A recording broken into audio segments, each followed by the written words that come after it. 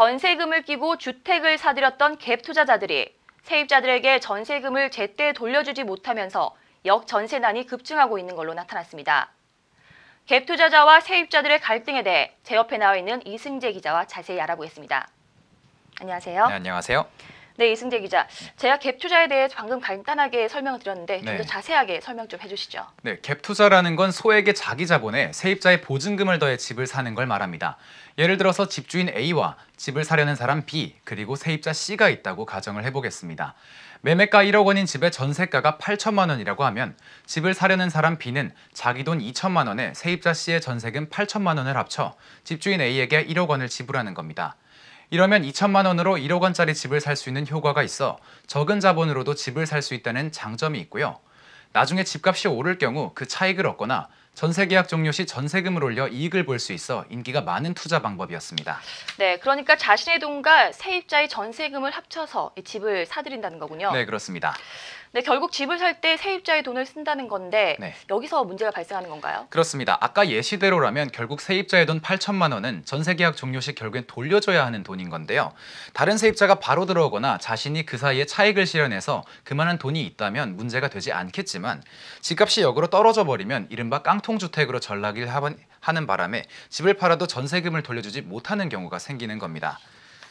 주택도시보증공사에 따르면 올해 1월에서 6월 전세금 반환 보증 사고는 지난해 33건보다 4배 이상 증가한 142건이 접수됐습니다. 네, 그렇군요. 이 부동산 경기가 급변하면서 세입자를 구하지 못하고 또 추가 대출도 막히면서 전세금을 돌려주지 못하는 일이 늘고 있다는 거군요. 그렇습니다. 네, 이러한 사태가 지속될 경우 이 역전세난으로 이어질 수 있다고요. 네, 맞습니다. 전문가들은 최근 피해 사례들이 갭투자발 전세금 미반환 대란의 신호탄이 될 수 있다고 분석하고 있습니다. 갭투자는 지난 2, 3년간 아파트 전세가율이 평균 75%까지 육박하면서 유행처럼 번졌는데요. 하지만 앞으로 전세금 약세가 심화하고 매매 가격까지 하락할 경우 전세금 미반환 피해가 눈덩이처럼 불어날 수 있다는 게 전문가들의 예상입니다. 이렇게 전세금을 돌려받지 못하고 집값이 계속해서 떨어질 경우 전셋집의 물량이 늘어도 수요가 줄어 전세 계약이 잘 이루어지지 않는 역전세난이 심화될 거라는 분석입니다. 네, 근데 이렇게 역전세난이 심화되고 있는 상황에서는 어떤 대책이 필요한 건가요? 네, 전문가들은 세입자를 보호할 법적 보호장치가 필요하다고 입을 모으고 있습니다. 또 세입자 스스로도 보험 상품을 드는 등 개인적으로 여러 보호장치를 활용할 필요가 있는데요. 주택도시보증공사의 전세보증금 반환보증이라는 게 있습니다.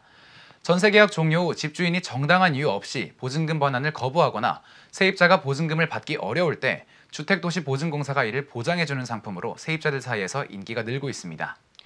네, 국가적으로도 세입자를 보호할 장치를 마련하고 세입자 개인적으로도 각별히 주의해서 피해를 입는 일이 없어야겠습니다. 지금까지 이승재 기자였습니다. 고맙습니다. 고맙습니다.